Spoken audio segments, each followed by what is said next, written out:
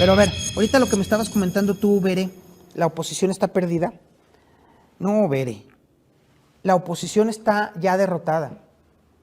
La oposición en este momento, Bere, definitivamente trae la brújula completamente perdida. Y te voy a decir por qué.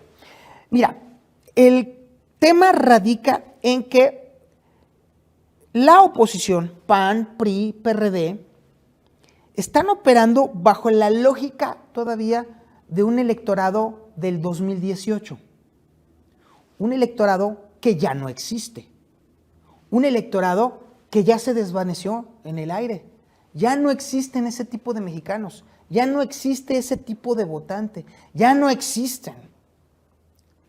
Pero la oposición sigue pensando que en algún lugar recóndito de las colonias pudientes pudiera existir ese grupo de personas que pudieran darle la vuelta electoral a México. Y eso, franca y sinceramente, yo no lo veo. Porque además siguen insistiendo en en irse a las antípodas de lo que le ha resultado muy exitoso a la 4T. A ver, vamos a hacer un ejercicio rápido de memoria. ¿Alguna vez ustedes han escuchado a López Obrador referirse a los mexicanos como ciudadanos? Nunca. López Obrador siempre ha hablado de los mexicanos como pueblo. Siempre. Jamás ha hablado de ciudadanos. ¿Qué es lo que hace la oposición en contrapartida?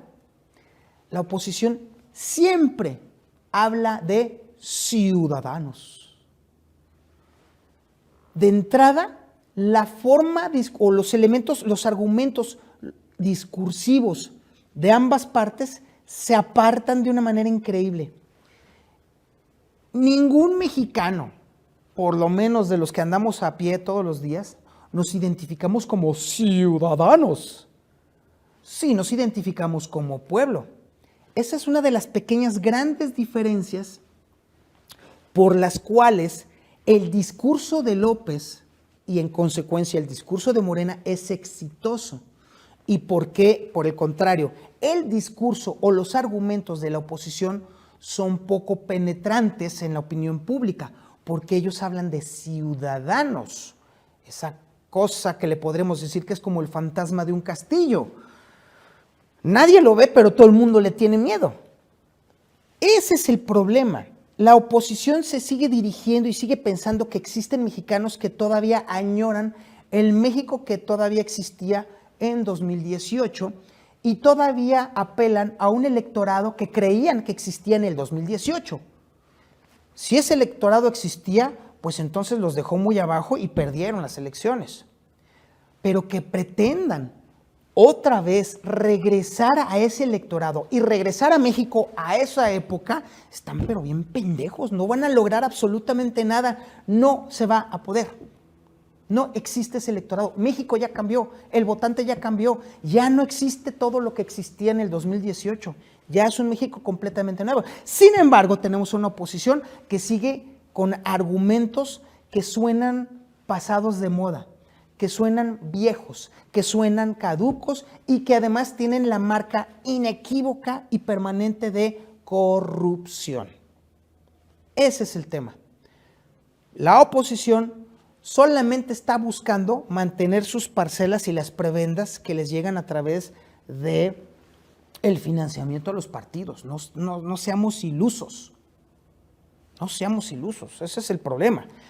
En la medida en que los mexicanos, más bien, los que representan a la oposición, entiendan que ya tienen perdida la elección si siguen haciendo las mismas estupideces, pues entonces en esa medida podemos aspirar entonces a que consideren una modificación que vaya más en el sentido democrático, involucrando más a la ciudadanía, hablando en el lenguaje de la ciudadanía y sobre todo cambiando el argumento de la ciudadanía, porque esta no existe. Existe el pueblo, existe la banda, existen los mexas, pueblo, pueblo, pueblo. O sea, en resumidas cuentas, la oposición si no aprende a hablar o a dirigirse a la gente, al pueblo, está jodida. No va a llegar absolutamente nada. y entonces tendrá el lugar que merece en la historia, el cubo de basura. Por eso les digo que la oposición a estas alturas no merece ganar las elecciones. Con la pena. ¡Ay!